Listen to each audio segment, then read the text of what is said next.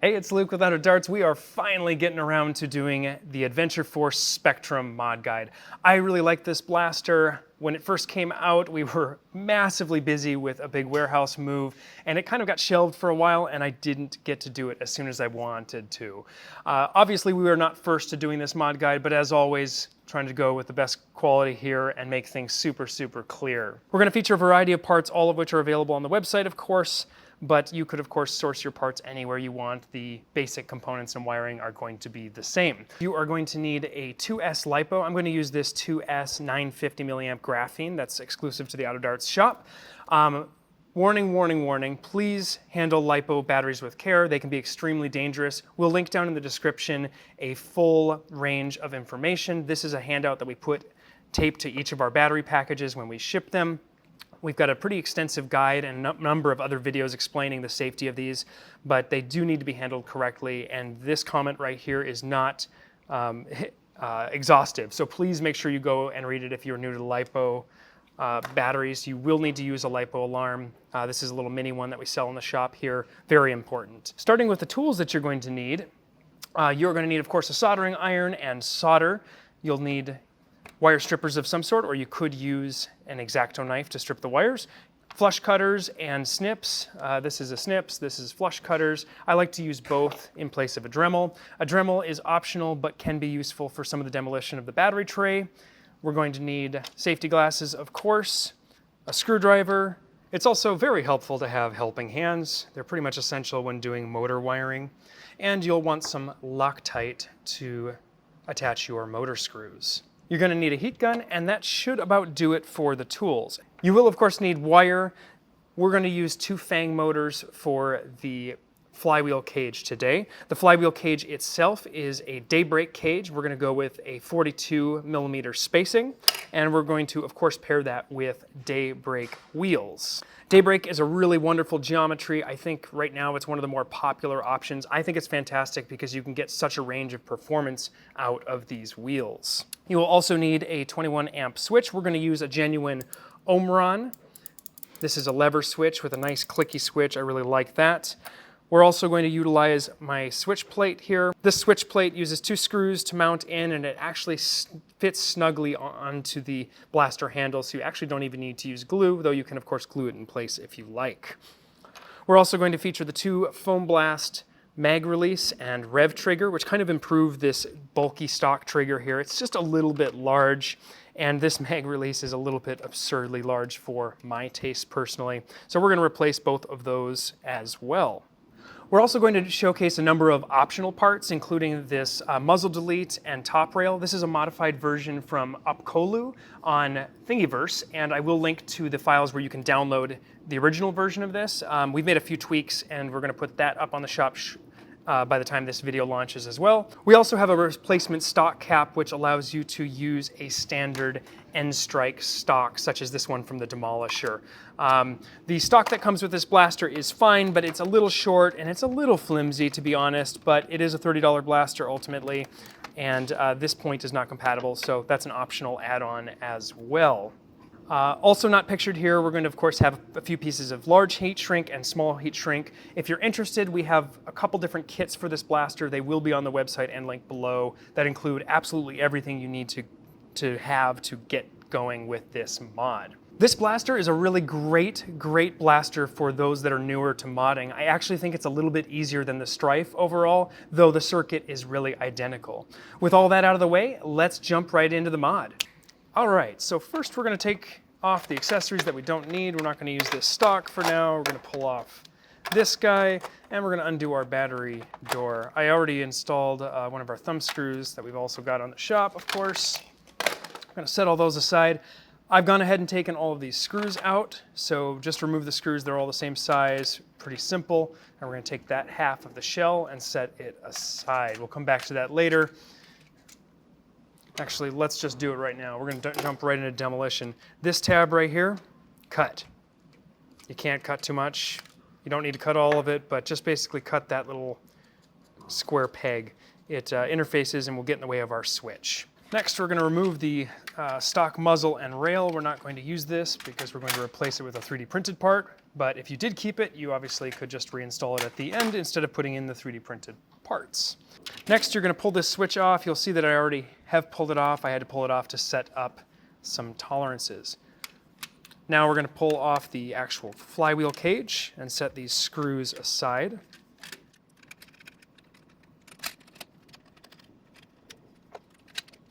And then we're going to pull out all of the wiring.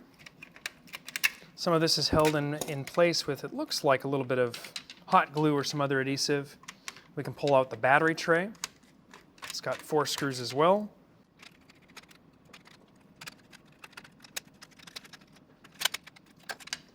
Now all of this wiring is going to go away, so you can cut as you like to just remove it to get it out of the way to start.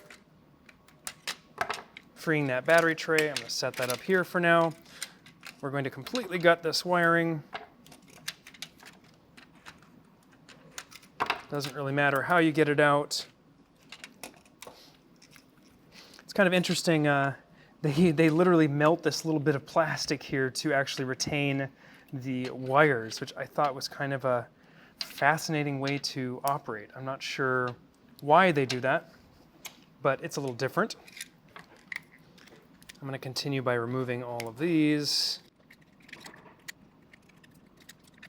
This is a little PTC. We are not going to want to include that in our circuit because it is rated far too low for the motors we're going to put in. This stops you from burning out your motors. So it is worth noting that when you're upgrading a blaster, you are making it a little less infallible.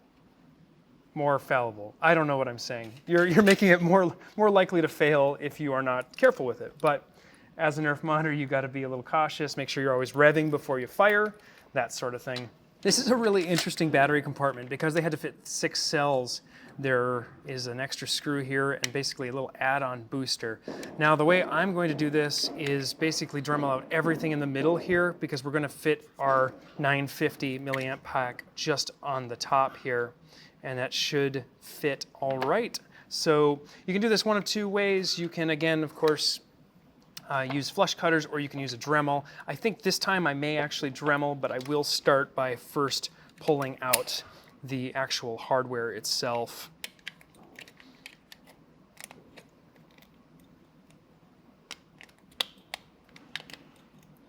Sometimes it can be handy to get in here and kind of bend these guys up.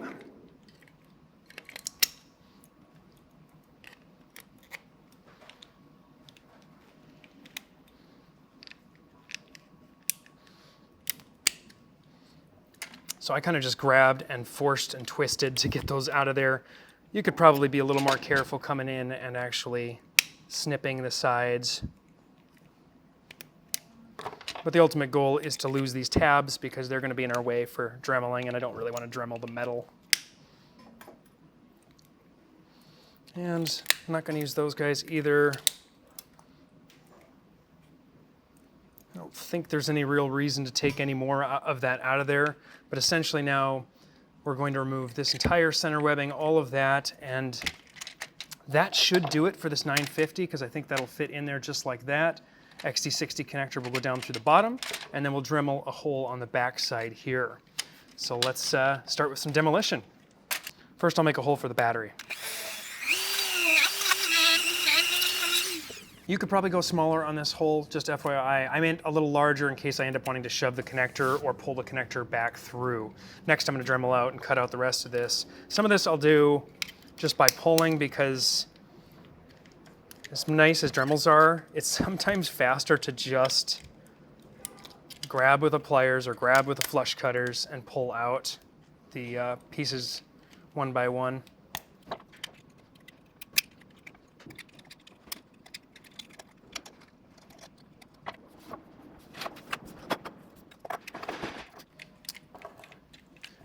So I'm partway through, and I stubbornly did this with a snips and a flush cutters. The reason I did this is because these are $5 tools, and you don't need a Dremel if you don't want one. I am going to also take out this portion here because I want to have a little bit of extra room in case I need it for the LiPo alarm. So I will go ahead and break this guy out as well. And that, I believe, should do it. We may have to come back and check this later, but it looks like I should be just protruding ever so slightly. So we're going to drop this in and check. This will go down and will connect to XT60 connector, which we'll have come out of there. And then that XT60 will kind of live inside that chamber along with a LiPo alarm, which should have just enough room for that in the Mini. But let's make sure this actually fits with it closed. It's definitely going to be a little tight. If it ends up too tight, we will simply Dremel out more. Yeah, so it does look like that'll fit just fine. If you have a larger battery and want more space, you can go up. I believe looks pretty darn safe. On the back side of here, you can see you've got plenty of space up above. So up in this region here, you could basically cut and put a larger battery or a flatter battery or any other battery. 1,000 milliamp would probably fit if you cut like here and here. But I wouldn't recommend anything above 1,000 milliamp for this blaster just due to the space itself. This is our most popular pack for most mods, so you can see this one's been well loved in a lot of blasters. So I think we'll go with that. I'm going to smooth out a few of those things with flush cutters, and then we should be ready for the next step. Next, you're going to grab your cage and take your 2 Fang motors in this build. Of course, you could do 3S if you want to just try squeeze a 3S LiPo in, but I like 2S because it's easier to fit. This is the exact orientation you're going to want, and we are going to wire the front of the blaster with positive and the back with negative. That'll be a little more obvious as we get in. But first, before we do that, after we've set these in like that, we need to do our motor screws. So you're going to put a drop of blue thread locker on each one and thread it into the hole. Make sure those are nice and tight. Repeat for the other 3 holes. Once you've got all 4 screws in, if there's any extra thread locker, go ahead and just wipe that away. The thread locker that we sell is not reactive to PLA, so there's no problem with these cages. And I like to double check that they're all fully inserted. Make sure that the actual shafts spin freely. And you should be set. Next, we'll grab our flywheels and we'll install them. You want to make sure that when you're pressing on this, that you're supporting it by this little ball end on the motor.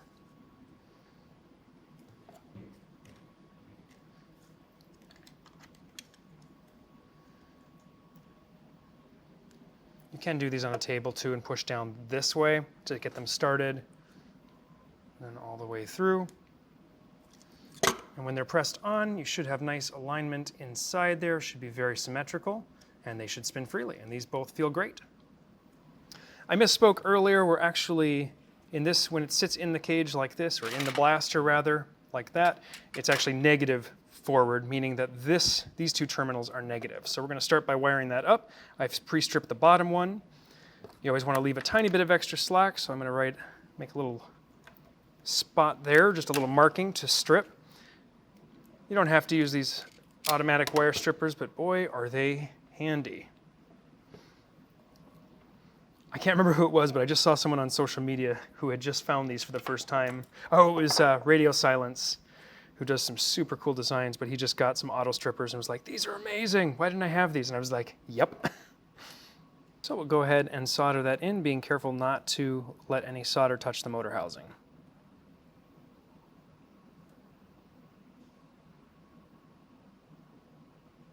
All right. And repeat for the second joint. And with this guy, I'll go ahead and do my standard connection here. I like to split the wire and run it through the terminal. Not a requirement, but it makes soldering a little bit easier and ensures that you've got a lot of contact with that actual terminal.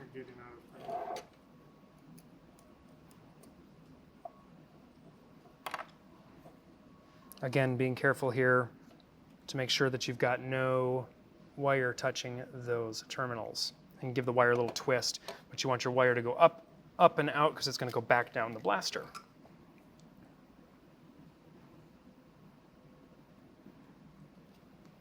And next we'll grab our red wire for the positive. Same thing, we're going to strip the end.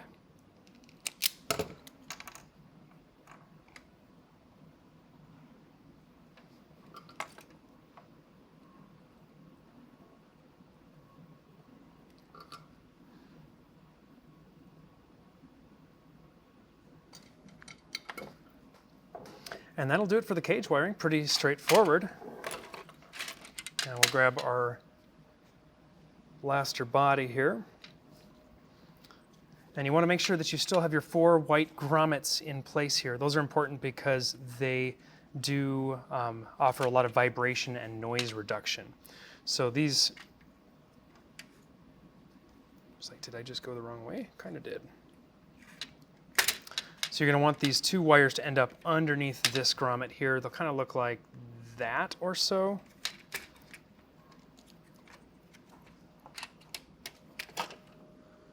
And you want to glance in there, make sure that nothing looks like it's on the underside is binding. This one looks quite good. Just making sure there wasn't any reason to Dremel out anything else there. I don't believe so, however.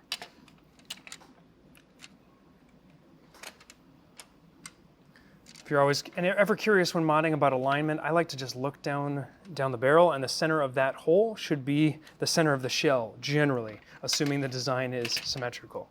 Now we can take those 4 screws, and we're going to put our cage back in place.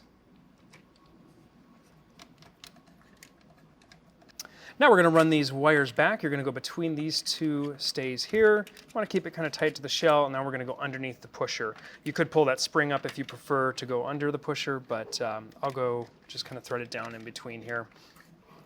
I actually think in many ways this blaster is easier to mod than the Stryfe because the wire path is somewhat simpler. Simpler in meaning that you don't have to cut as much, though the battery compartment is probably about the same. So we're going to run these down here. And it may not look like it, but your rail will fit in there, and these will kind of negotiate themselves down where they're supposed to be. That should be good there. I just pulled this out. You may have seen this in the last shot. This is my actual switch plate. Pretty simple, but it's going to basically slot straight in here. You will pull off all the other gunk that's there, and then after you push this down all the way down, it should be nice and tight. You'll want to make sure that you've cut this nice and flush. So you can kind of pull that on, put it off, back on and off until you get that nice and level where you shouldn't feel anything sticking above those holes. That'll let you mount your switch. Now with the switch as well, it is this one due to having space. I did design this one like the other ones that are out there. I went ahead and did a method with screws. A lot of times I'll use glue. This is tight enough here where you shouldn't need glue, so don't feel like you have to glue it, but if you want to, sure, why not? So we're going to glue this in place, or rather we're not going to glue this in place. We are going to screw this in place. Not all switch plates have enough space. For instance, the Mach 100 mod guide we did recently didn't have enough space for this. We sell the switch plate separately. I find it a lot easier than building up a bunch of epoxy, though I've done plenty of modding that way. Now there are 2 notes here. One problem you can see immediately is that our spring is in the way. So if you do like an insanely heavy trigger pull, you can clip this right here just far enough so this still makes contact. If you don't need an insanely heavy trigger pull and you want it a little bit lighter, just the weight of the switch is plenty. That won't cause any issues at all, so you can just do that. I'm going to go with that because I don't need bonkers heavy weight. We're also going to swap this switch out with the 3D printed one. This is designed by my friends over at Foam Blast, Michelle and Adriana. Love those 2, love their shop too. Good friends of mine, but this replaces that, makes that switch a little bit smaller. The stock one, basically, I tend to hit my second finger on there when I don't want to. Like I catch a little bit of my ring finger, and it's a little bit obnoxious. I'm not sure why it's so large, but this really solves that problem. And that line up just right there. So that switch is set. Let me just double check that we're all the way in. Great. Now that we've got that, we're going to continue our red wire down here. This will be our switching wire, and there just happens to be like this perfect path where everything pinches. I left you plenty of room over here on this switch plate, so there's just tons of room to work with. You don't really have to be that careful on the actual area that you're working in. I'll go ahead and snip that, and we will strip that. And as always, I'll probably shove that into the hole and then solder it.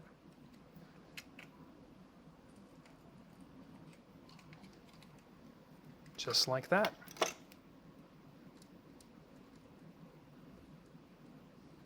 The two terminals we're going to use here are the common and the normally open, so that when you flick the switch, you are closing the circuit. So our last piece of wire here, we're going to wire to that outward facing tab. I used to put heat shrink on these connectors, but honestly, as long as your soldering is clean, there is really no reason. The heat shrink is not giving you anything, and I just don't find it absolutely all that necessary. Now, if you tend to have a lot of problems with like lots of stray wires and goop, you might want to consider it, but I don't do that anymore personally. The longer I go in this hobby, your opinions and attitude and how you do things change over time, of course. So I'll always kind of do things the way that I'm currently doing them rather than keeping it the same as I've always been doing it. I have really missed making mod guides. We're committed to one mod guide a month, and I actually have been thinking about maybe it would be better to do more. So do leave me a note down in the comments. If you're this far in the video, thanks for watching. Hope you're having fun building your blaster along the way. But do leave me a comment on what mod guides you'd like to see next. I'm really interested in some of the Adventure Force stuff next. So I think we'll be doing some of that. But lots more to come for sure.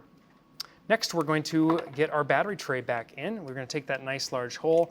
I don't think I was actually going to need to put an XT60 through there, so I definitely cut more than was necessary.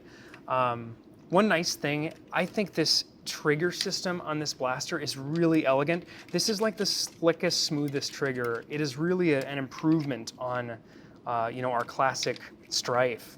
So take that, Hasbro.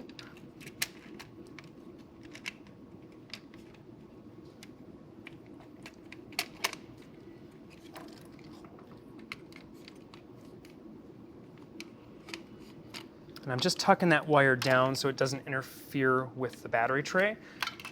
1, 2, 3, 4.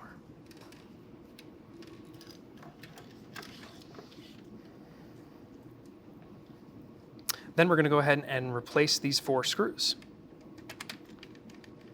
Now that we've got our battery compartment back in place, I'm actually going to replace the magazine release. This is the Foam Blast mag release that we sell on the site. Thanks to the ladies at Foam Blast for letting me license this from them. It's nice to be able to divide and conquer on some designs because it takes some time to design stuff and there are so many to do. So that brings it closer to your middle finger so you can actually activate it properly, which is great.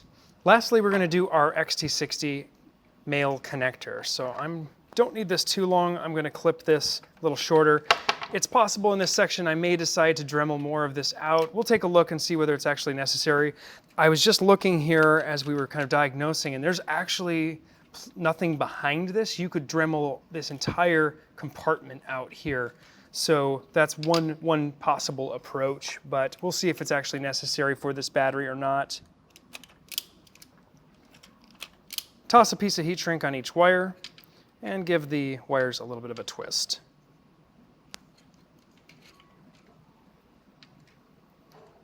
Then we're going to wire the negative here first. Negative goes into the curved or angled side. The flat side is always positive.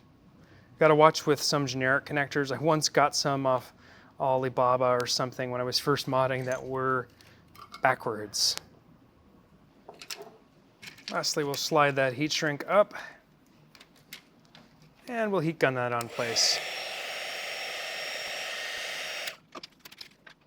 Last little touch I like to do is take a piece of larger heat shrink, stretch it a little bit, and run it over this XT60 connector just to cover it up. Gives it kind of a nice look, and it gives you a little bit of strain relief. Totally not necessary, but I tend to do it with all of my builds. And one of my very favorite parts of any Nerf mod is plugging in a LiPo. If you do have a low current pack to test with, I would recommend that, but I am quite confident my soldering is correct. And we're going to see if we rev up. And the last thing to do would be to actually put the magazine in there and give it a shot.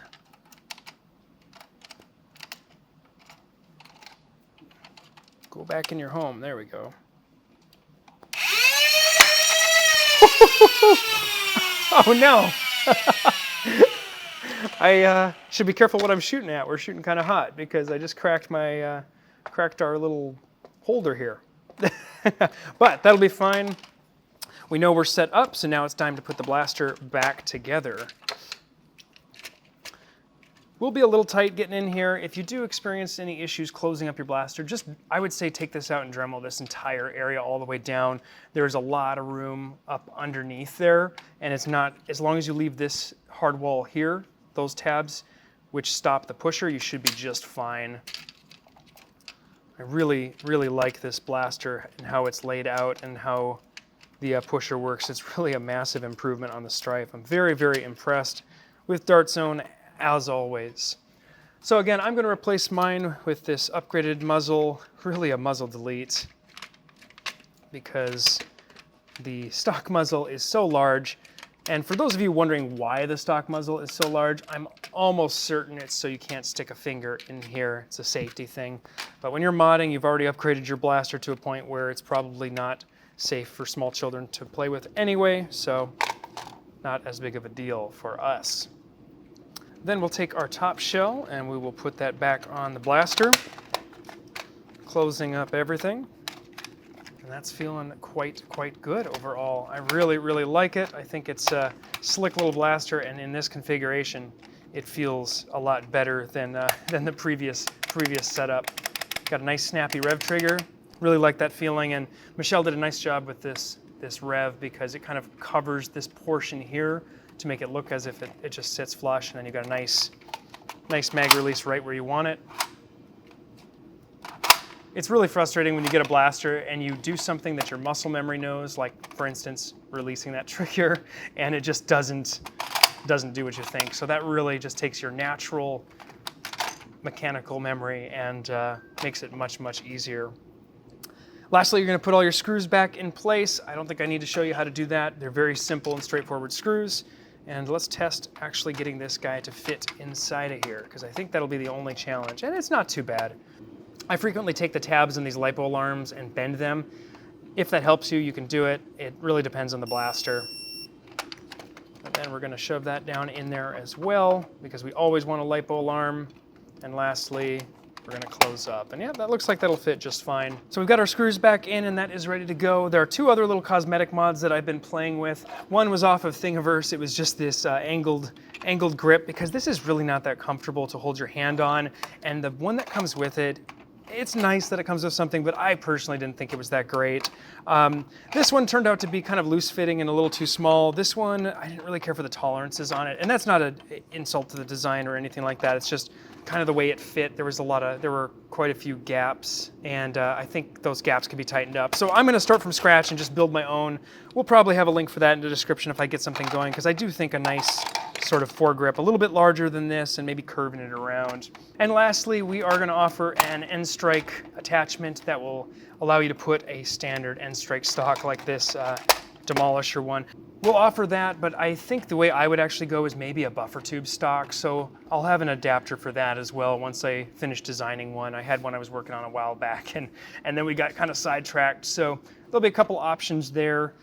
Thank you so much for watching. I love making these tutorial videos. Hope you enjoyed this video. Give me a thumbs up and a comment down below if you enjoyed it. Let me know what we can do better. We are constantly listening to you, and we are very interested in hearing what you have to say so that we can make these videos better for you and do more and more of them as time goes on. Until next time, I'm out of darts.